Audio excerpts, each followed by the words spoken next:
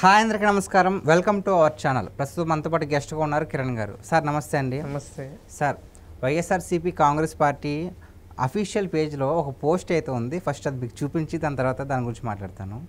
Already చూసాను అవి. Okay. హిందూ ధర్మ పరిరక్షకుడు YS Jagan, first of all దీనికి మీరు అంగీకరిస్తారా? సార్ ఇతన్ని తిరుపతి గుడికి భార్యను తీసుకొని రమ్మని చెప్పాం. రాలా. తిరుపతి గుడిలో మీ ఇద్దరు వచ్చినప్పుడు సంతకం చేసి రావాలి అంటే దేవుడి మీద మాకు నమ్మకమే అని చెప్పి సంతకం చేయాలి అంటే పెట్టన అన్నాడు. ఓకే. నేను అసలు నా చేత సంతకం ఎలా పెట్టేస్తారో ఇష్టం వచ్చినట్టు మాట్లాడారు. అలాగే తాడేపల్లిలో తిరుపతి సెట్టింగ్ వేశాడు ఉగాది రోజు ఈయన అధికారంలో ఉన్నప్పుడు.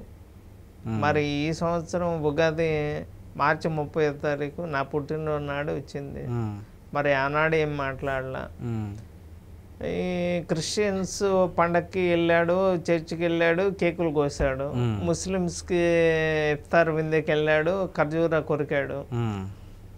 మరి ఉగాది రోజు కనీసం మరి ఏమీ లేవు. ఎందుకంటే ఈసారి సెట్టింగ్ వేయటానికి అధికారం లేదు కదా.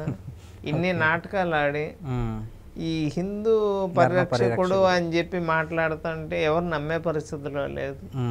జగన్నాథ రక్షక గోవిందా గోవిందా అని చెప్పి మాట్లాడాడు.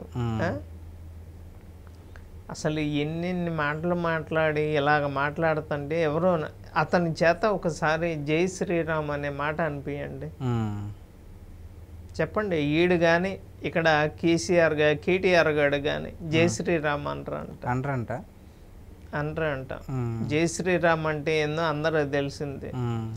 ఈ వక్ఫ్ భూములు ఏందంటే పలానా భూమి నాది అంటే ఇక అది వాళ్ళదేనంట. ఎన్ని వేల ఎకరాలు ఉన్నాయి తెలుసా? 9,40,000 ఎకరాలు ఉన్నాయంట.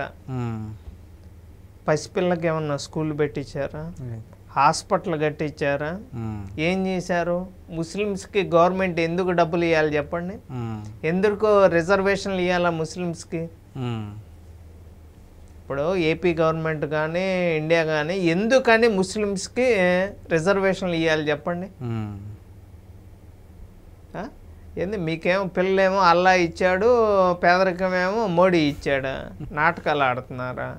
అలాగే ఇప్పుడు ఈడు కూడా ఇక నెక్స్ట్ ఆల్రెడీ చెప్పారు, నెక్స్ట్ క్రిస్టియన్స్ ఆస్తుల మీద కనిపించిన ప్రతి చోట చర్చిలు కట్టమే. ప్రతి ఒక్కడికి ఒక చర్చి ఏడించేతని ఈ పాస్టర్లు చేసే పనికి మాల పనులు ఏంది? హిందువుల దేవుళ్ళని దెడతా, హిందువుల్ని మత మార్పిడి చేస్తా, ఏం చేయాలని, హిందూ దేశాన్ని ఏం చేద్దామని. ఇలాంటి మాటలు పెద్దగా నమ్మాల్సిన అవసరం లేదు అని చెప్పి నేనైతే చెప్పగలను. ఇందాక మీరు అన్నట్టుగానే లాస్ట్ ఇయర్ ఉగాదికి ఒక పెద్ద సెట్ వేసి ప్రసాదం వేస్తే ఇలా వెనక్కి వేసుకోవడం, అక్షంతలు వేస్తే వెంటనే దులిపేయడం లాంటివి చేశారు కదా. మరి అలాంటి వ్యక్తికి, అలాంటి ప్రవర్తన ఉన్న వ్యక్తిని హిందూ పరిరక్షకుడు అని అలా వేయడం ఎంతవరకు కరెక్ట్ అంటారు? అసలు ఏమీ లేదు. ఆయన చెప్తాడు నేనే రాముడిని అంటాడు, నేనే శివుణ్ణి అంటాడు. ముస్లిమ్స్ దగ్గరికి వెళ్ళి నేనే అల్లా అని అంటాడు. క్రైస్తవుల దగ్గరికి వెళ్ళి నేనే యేసుక్రీస్తుని అంటాడు. నన్నే పూజించండి, ప్రతి ఇంట్లో నా ఫోటో ఉండాలంటాడు. ఇన్ని దరిద్ర పనులు చేసి ఇంక ఏదన్నా చేస్తాడు. ఇన్ని కేసులు ఉండి ఇలాగ మాట్లాడుతున్నాడు అంటే నిజంగా అది మన చేతగాంతనమే. ఇక్కడ ఇంకొకటి కూడా రాశారు సార్. వైఎస్ జగన్ 5 ఏళ్ల పాలనలో సుమారు 350 కోట్లతో శ్రీవాణి ట్రస్ట్ ద్వారా 2,635 నూతన ఆలయాలు నిర్మించారంట. ఎక్కడ కట్టారు చెప్పండి? 26 జిల్లాల్లో ఎక్కడన్నా ఒక గుడి కట్టింది కానీ అది ఇక్కడ పొందుపరచలేదండి. ఎక్కడా లేవు. 26 జిల్లాల్లో ఎక్కడ ఆంజనేయ స్వామి చెయ్యి ఇరిగిపోయినా తప్పులేదు, రాముల వారి తల ఇరిగిపోయినా తప్పులేదు, అంతర్వేదిలో రథం తగలబడినా తప్పులేదు, ఏమైంది కనకదుర్గమ్మ గుడిలో వెండి విగ్రహాలు పోయినా తప్పులేదు. ఇవన్నీ కూడా చూసాం. తిరుపతిలో మత మార్పిడి చేసే వాళ్ళందరినీ తీసుకొని, క్రిస్టియన్స్ అందరినీ తీసుకొని వచ్చి తిరుపతిలో పదవులు ఎవరిమ్మన్నారు? మీ అయ్య ఇంతే అనుకున్నాడు, 7 కొండలు కాదు 3 కొండలు అక్కడ నేను చర్చి కడతా అన్నాడు. చికెన్ లెగ్ పీస్ అయ్యాడు. ఇవన్నీ వాస్తవాలు కదా. ఓకే. సో చూసారు కదా, హిందూ ధర్మ పరిరక్షకుడు అనే హక్కు జగన్ గారికి లేదని కిరణ్ గారు అంటున్నారు. దమ్ముంటే జగన్ని జై శ్రీరామ్ అని తన నోటి వెంట అనమని చెప్పమంటున్నారు. మరి దీనికి మీరేమంటారో కామెంట్ చేయండి.